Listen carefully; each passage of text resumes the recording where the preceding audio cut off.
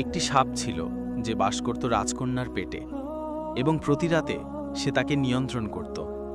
সাপটি তার মুখ থেকে বেরিয়ে আসত, কিছুক্ষণের জন্য জঙ্গলের দিকে যেত, তারপর ফিরে আসত।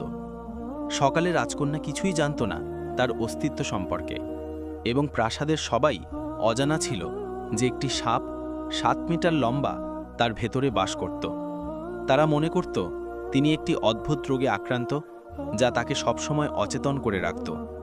এই সাপটি তার শরীর দখল করে নিয়েছিল এবং তার চেতনার ওপর নিয়ন্ত্রণ করেছিল। এমনকি সবচেয়ে দক্ষ চিকিৎসক এবং জ্ঞানী ব্যক্তিরাও বাস্তব কারণ খুঁজে পেতে ব্যর্থ হয়েছিল। রবিউ নামে একজন প্রাসাদে এলো। তিনি দেখলেন একটি বড় জমায়েত, চিকিৎসক এবং জ্ঞানীদের, রাজকন্যার বিছানার চারপাশে। তারা বৃথা চেষ্টা করছিল সমাধান খুঁজতে, কিন্তু কোনো ফল হয়নি। রবিউ হলের এক কোণে দাঁড়িয়ে নীরবে পর্যবেক্ষণ করল। সন্ধে হতেই সবাই একে একে হল ত্যাগ করতে শুরু করল। তখন রবিউ মন্ত্রীর কাছে এগিয়ে গিয়ে বলল, হে মন্ত্রী, সবাই তাদের ভাগ্য চেষ্টা করেছে, আমাকে কি একটি সুযোগ দেবেন?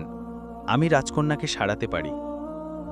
মন্ত্রী রবিউর আত্মবিশ্বাসে মুগ্ধ হল এবং তাকে নিয়ে গেল রাজার কাছে।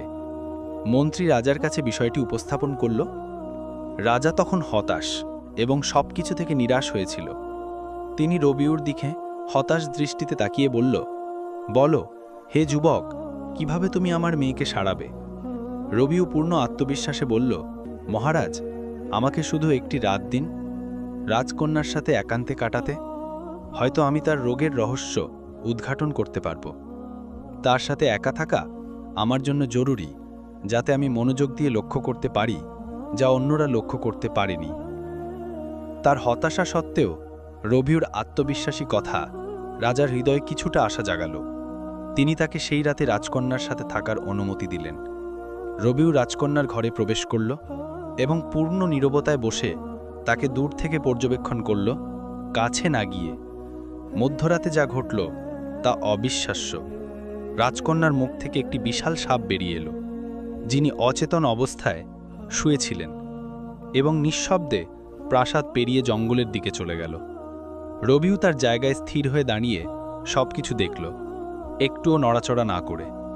ভোরের আগে সাপটি আবার ফিরে এলো এবং রাজকন্যার শরীরে প্রবেশ করল যেমন বেরিয়েছিল, এবং সম্পূর্ণভাবে তার ভেতরে অদৃশ্য হয়ে গেল। রবিউ সবকিছু দেখল, একটি কথাও না বলে, কিন্তু তার মনে সে সত্যটি বুঝতে পেরেছিল, এই সাপই রাজকন্যার সব কষ্টের মূল। সকাল হতেই রাজা দ্রুত পায়ে ঘরে প্রবেশ করল